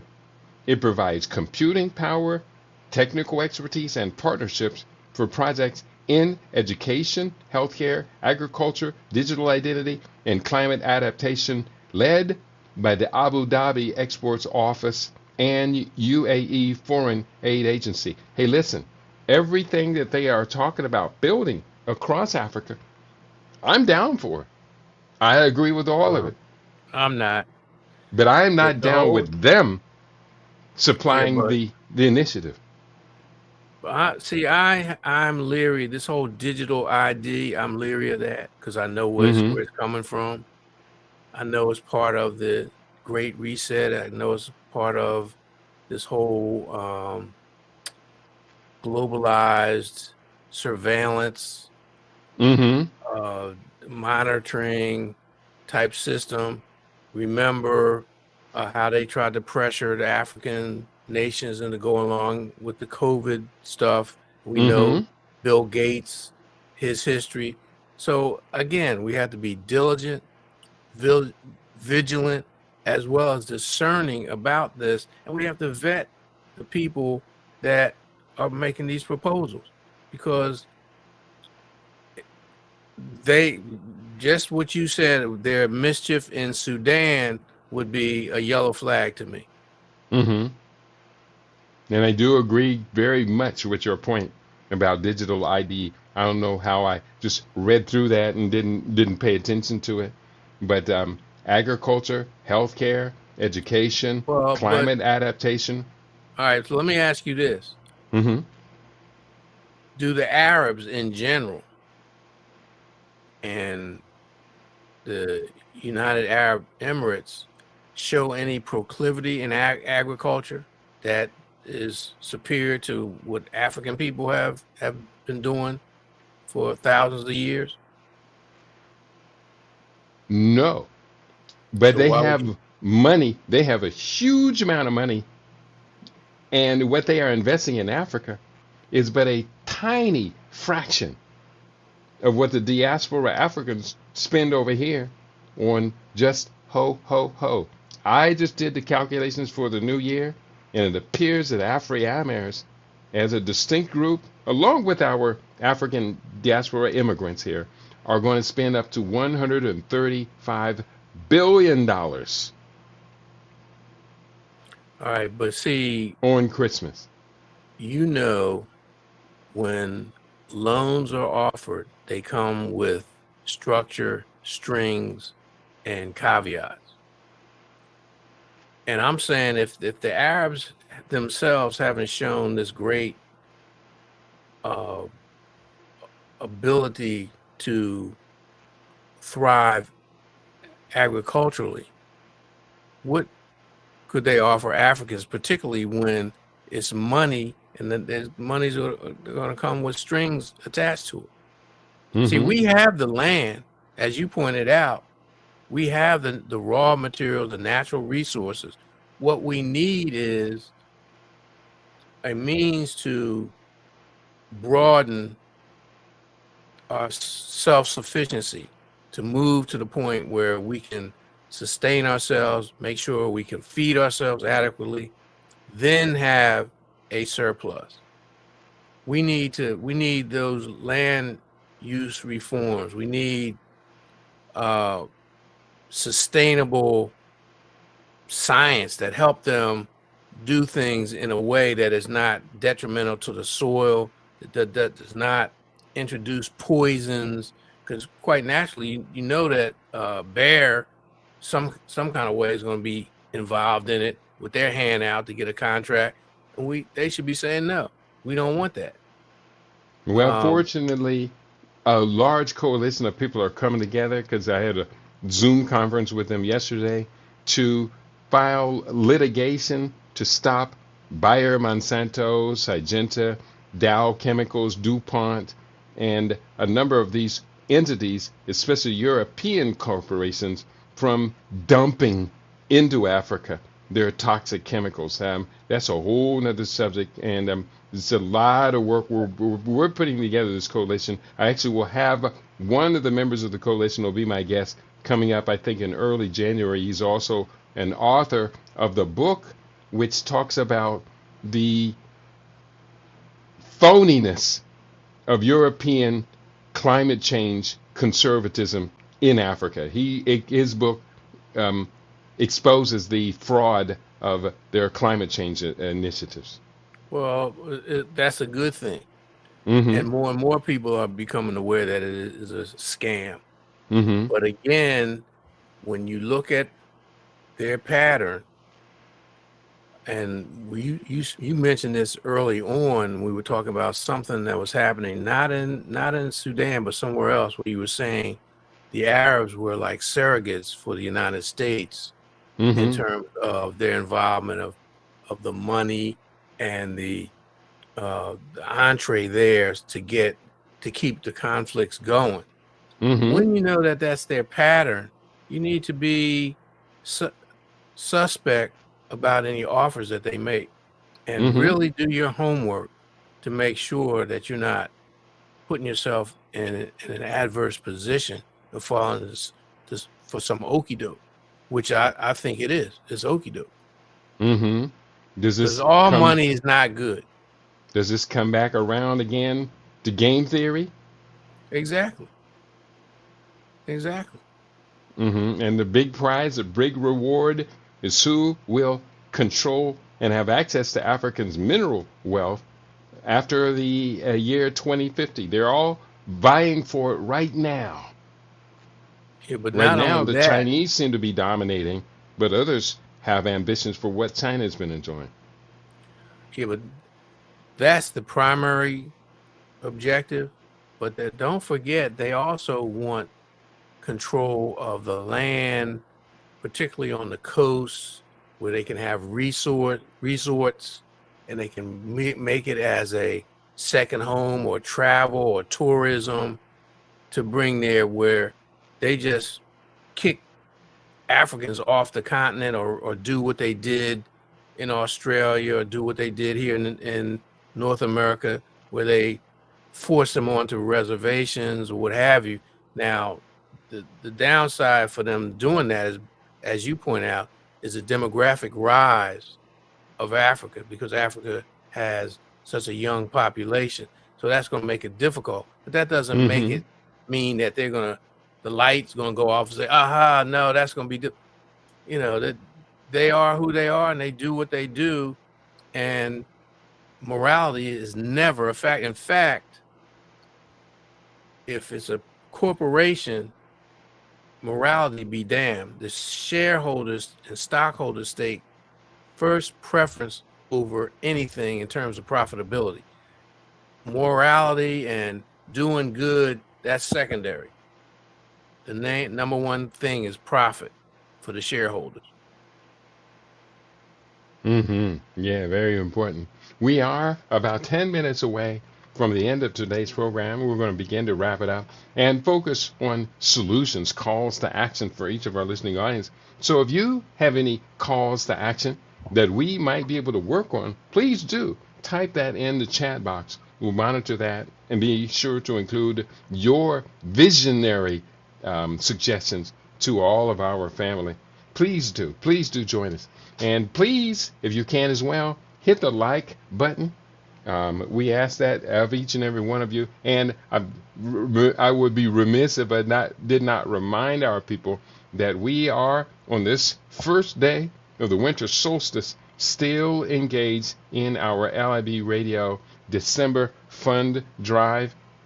If I could, what we're talking about today is Sunday, the Mastermind. And I have this little prompt set up here. Let me just see if I can share this. We're talking about, this is I from the prompt. Oh, your thought. No, I was thinking I mailed the check. You should have gotten it probably yesterday.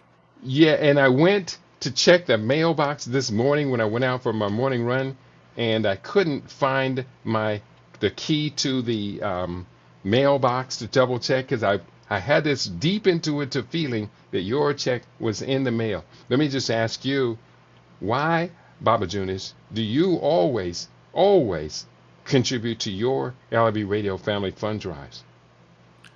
Because I've experienced what happens when we don't. I was part of one of the first really popular internet radio stations, Black World Today, Don Rojas. And this was when there were very few others. It wasn't, yes, we put great programming, but there weren't that many. Right around the same time, we had Neil Blake and the Blake Radio Network and his various Mm-hmm. stations. Mm-hmm. When the dot-com bubble burst, we collapsed because Don had support, but once that support vanished because of the dot-com bubble, the station went down and he moved on to something else. Same thing with Neil. Neil didn't have any, I don't think he ever had any corporate sponsors or any sponsors like Don Rojas had. Mm-hmm. And he struggled to keep his stations afloat. There were other stations, Harambe, Delani had an economic model where he brokered time on his station, so that was a good thing. Brother Jamal, he's still, as far as I know, he's still around. Mm-hmm. The Global African Presence, GAP, the government went after them, and there were several other stations I was affiliated with. New Black City, they chose to go into community cable, and so that station went down. And several others they didn't have the wherewithal, the fortitude, or the resilience. And I was even part of a white station. Mm-hmm. It was before its news, so they had a white station. I was part of that. They couldn't hold up. They didn't even. I mean, because we're so used to being, and it was funny to me. We're so used to robbing Peter to pay Paul, scratching and making a way out of no way. When they couldn't get their targeted support, they just folded. I'm out of here. So that's why my own personal experience, I've seen what happened when media dies. I was a writer, journalist, Mm-hmm. contributor to any number of stations papers in the Delaware Valley. Mm-hmm. All of them are gone except for two. And I don't write for them anymore. So all of them are gone. Yeah, Philadelphia New Observer, the Black Suburban Journal. Let me see. Well, the West Side Weekly and Scoop are still going. The Real News, the Business Review, On the Scene magazine, Renaissance magazine, all of them are gone. Mm. And we all media has had the same struggle that Freedom's Journal had way back in, I believe it was 1827. That's right. And in our lifetime, we came to know the period of the greatest expansion of indigenous media, black controlled media, the greatest extension of it. We had more in our lifetime, I believe, than at any other time. Right. They had greater reach and access through the various technologies. And now we are witnessing a very rapid collapse of all of that. Based upon that rapid collapse, where might we expect the whole scene of black media and communications to be in 10 years, 20 years? Is it all going to be reduced to TikTok shorts of our important stories? But to tell the story, you got to dance. Yeah, but we saw that with the Ning platform. There was a huge explosion of various groups that had Ning-based platforms. When Ning started charging, because remember in the beginning it was all free, so we had access to videos, we had access to, and I contributed to LIB. There was any numbers of stations I was sending videos and articles to and stories to. they've all gone. They're all gone. And Yeah. so what we're seeing, and the truth be told, Radio One and TV One, they could pull the plug on them if they wanted to at any time, because they have to have loans, they have to have lines of credit to keep themselves going. They depend on advertising. So if they wanted to off them, they could do that quite easily. Wow. So therefore, you and I are appealing to our listening audience to take responsibility, to claim this LIB radio as your outlet, your not just where you receive information, where you also have a very serious input. Because I never turn down, well, I can't say never, because some of the requests are just kind of only reactionary and not necessarily so contributing to the long term.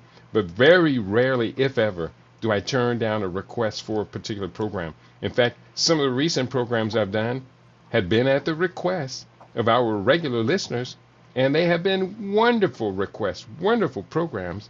And I got a call from one of our esteemed authors, Brother Mbwebwe, recently, and he said, "Hey, can I come on to LIB Radio?" So anytime you want to come on your LIB Radio, just let me know at least 2 days or more in advance.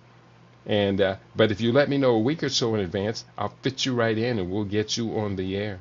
So he'll be with us on Wednesday, and I'm very proud. On Christmas Day, he will be our guest on our LIB Radio network. You know about Brother Mbwebwe Shangi, am I correct? No, I'm not familiar with him. Yeah, he's authored the book, Who is the Boule? He's written another book, A Pot to Piss In, is a recent book.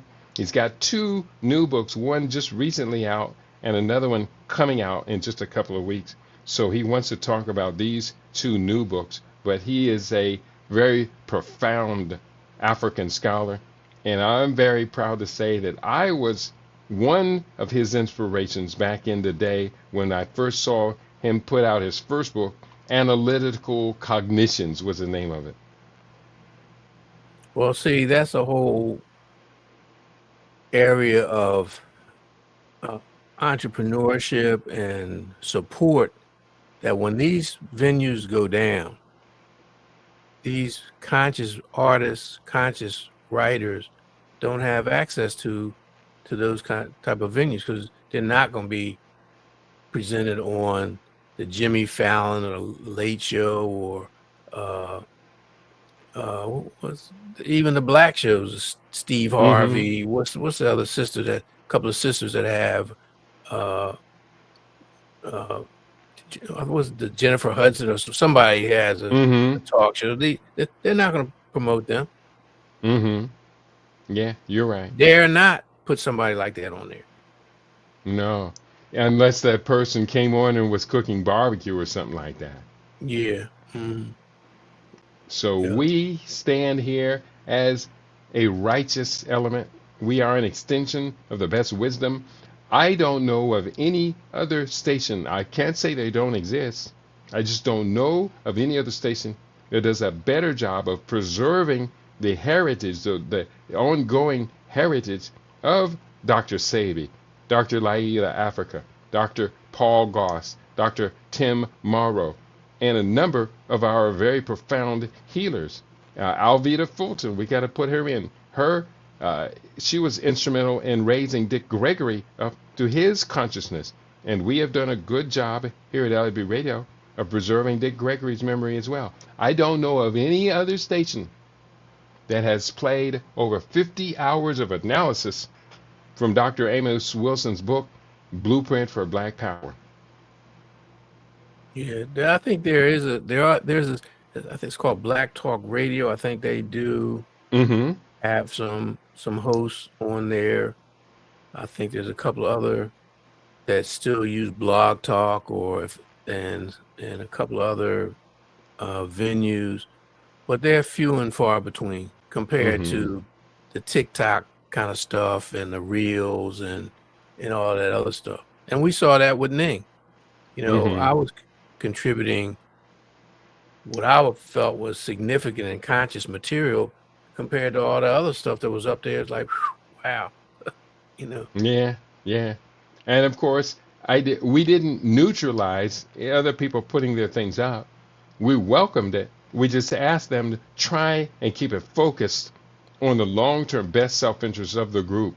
And only rarely did I take stuff down. When it was denigrating of other scholars and things, I remember getting into an ongoing kind of a tiff with one brother who wanted to use our Ning network to hurl mess to against Dr.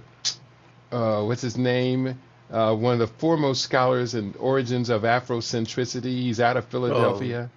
Dr. Asante. Dr. Malefi Asante. Yeah, I said to that person, you will not use LIB's resources to insult Dr. Asante for two reasons. One, your insults are inappropriate. But two, Dr. Asante was one of my babas, and I always use this network to defend my righteous babas. Well, but so that means that if there is a demise of LIB, that defense, that offense will no longer be here. In other words, we're not only are we taking a defensive posture, we're taking an offensive posture where we are presenting facts as we know them, and we're sharing information so that people can broaden their perspective, broaden their horizons, and make their own decisions based on the evidence that we present. That's right. So we're asking you, our listening audience, to take a chance on us. I'm going to put up in the banner, I'm going to put up the ticker. I'm going to show this ticker. Support LIBRadio and the Black Star Media Global Mission. The Cash App is $KEIDIOBI. $KEIDIOBI. You can make a Cash App donation. You can do what Queen Mother Kashiba does. She uses the link in the bottom of our Rumble page, and there's a little gift box and a $sign there. If you do make that contribution, do type in a note and let me know, yes, I did just make a contribution, and we're going to do the best we can here every week here on LIBRadio. But don't let this one fail. Please, people, please. Don't let another black media source go down the drain. I'll be able to find something else to do. Junius will obviously be very busy. But we love being in service of you, our listening audience. Yes, indeed. And as we close out, that's the message. Make sure that we have our own that can project, try to heal the amnesia that we're suffering, to bring us so that we can remember, and that word means to rejoin, reconnect, not just memories, but our whole cultural experience, and to bring back our connection to our ancestors and what they were about. So we're at a critical juncture, particularly when you see how things are going with this situation here in the world. And I just wanted to, before we go, I think I wanted to talk about Burkina Faso, Mali, and Niger. They established a Sahel regional force of 5,000 supposedly to counter the Islamic insurgency, and General Traore is going to lead that, and that's that. You can find that at africannews.com. There was a mass shooting in Johannesburg that killed 9. I don't know all the details on that. And lastly, U.S. is engaged in even more piracy. They've seized another Venezuelan vessel. So these are some of the things that are going on around the world that you probably won't see or hear on the Reels or the TikTok or the clown platforms out there. Yeah. And that whole situation with Venezuela, Colombia, it's going to drag in Panama, and Trinidad and Tobago are going to be drug in. This is a very serious situation. We have not been getting much Afrocentric dialogue about it. No, and also one of the other indirect collateral will be Cuba, because that, they want to undermine Cuban influence in the region also. That's right. So in that case, then aren't we really going to see Russia and China involved in it as well? Well, they're already, I don't know how true it is because I haven't been able to double check it. There was some Russian anti-aircraft weaponry sent, and I also see that there's a force of Russian soldiers. I don't know if they're advisors or whatever. They're there, so I don't know to what extent the Chinese are involved. Yeah. You would seem, given that the Chinese need the oil, that they would be doing things to either ratchet it down diplomatically or giving some kind of covert support to Venezuela. Do you think that the Chinese might, in positioning themselves to take over global hegemony from the United States, that the Chinese might just kick back, lay back, and just let the U.S. stumble once again into an unwinnable war? Yeah, because they've already, remember, they were negotiating for the Panama Canal. Then they had an engineering concern. They were going to create another canal. So they have interest in that region. The thing is, if you stand back, look at what's happening, innocent people are dying. Look at the United States is bombing Somalia. They're bombing Syria. They're doing all kinds of stuff. They're complicit in genocide in Gaza. And when Israel launches its next attack on Iran, they're going to be part and parcel of that, as well as Ukraine. Yeah. A luta continua, the struggle continues. On that note, and you did mention Somalia. Somalia came up on my desktop just for a brief. What was it about Somalia? They're having a group of people are missing. Where's Somalia? It's on my desktop. A group of nations are gathering together, East African community, about what to do about Somalia.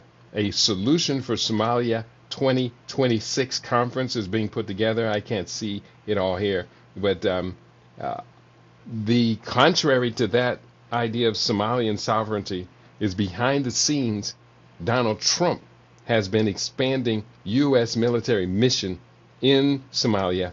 Unfortunately, they seem to want to perpetuate the idea of Somalia as a hotbed of terrorism being exported across East Africa. They want that to linger on so that the U.S. can intervene. Right.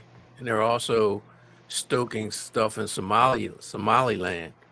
So again, you call it the re-scramble. I'm calling it the destabilization as part of the re-scramble. So they want to destabilize as much as they can so they can gain access to the raw materials, the minerals, and ultimately the land. Yeah. Oh, here's the story I see from Somalia. This is, I guess, just brand new. Somalia, at least 19 killed in Barama protests. Somaliland authorities say. So Somaliland is part of what used to be French Somaliland, is actually technically part of Somalia, but it's regarded by the West as a separate country. Right. Brother, we got work to do, Brother Julius. Until the next time, would you please share your final thoughts for today's program? No, my final thoughts were about the demise of black media, righteous black media. And if that happens, then we have to take accountability and responsibility for a lot of that. I mean, we know that we're a guerrilla operation, and Del Jones and I used to laugh and talk about that, what that meant. And he would say it was like putting notes and tying it and wrapping around a rock and tying it and throwing it over the wall so the people could read what was going on and know what was going on. Yeah. We don't have the budgets. We don't have the backing of BlackRock, State Street, or Vanguard. We don't have the Silicon Valley. We don't have was DARPA and all those people. We don't have the World Economic Forum. In fact, they are the Goliaths that we're going up against. So if you don't want the dark enlightenment people to win, support us. That's right. We're not going to let you down. We're going to be here for as long as we possibly can, and probably even, even a little bit beyond that. On that note, Bob Juniors, thank you all. Thank you for your participation. We expect Brother Dewara to be back with us again next week. Yeah, I was going to have to. I thought I was going to have to leave at 1:00, but I didn't hear from a friend of mine. We were going to attend this event in Philly at 2, so I didn't hear from him. So I just Well, didn't maybe make he's any. locked in front of his computer watching you right now, so he'll probably call you in just a minute. Well, I haven't heard from him in a couple of days, so I'll check on him, see how he's doing. All right. And on On that that note, thank note, you. making exit stage Africa instead of stage left or stage right, stage Africa. Yeah. Peace and prosperity to you, Baba Juniors. We'll see you next week. All right. And I'll give you a call once I've checked my mailbox. I'm pretty sure your outreach, your contribution to our fund drive is right there. And thank you for all you do for all of us. We are all very grateful, Baba. Well, Ashe, and couldn't do otherwise, and that's one of the reasons I'm supportive, because like I said, I've experienced the demise of so many mediums, so many newspapers, so many even terrestrial radio stations. I say. On that note, Ashe. Okay. peace, land. Peace. And on that note, we are out of here for today's program. It's been a good day here on LIBRadio. And I hope you were are satisfied with what we did today. It is out of love and respect to each and every one of you that we do the best that we can to continue to give to you. And if you see it in your heart to give back, to invest in us from your side, that is reciprocity. And to me, that is as good as anything is proof that our mission is successful. So on that note, thank you for tuning in today. You've been tuned into your favorite. We aim to be your favorite. We are LIBRadio, LIBTV, and livinginblack.com. Peace and prosperity to each and every one of you.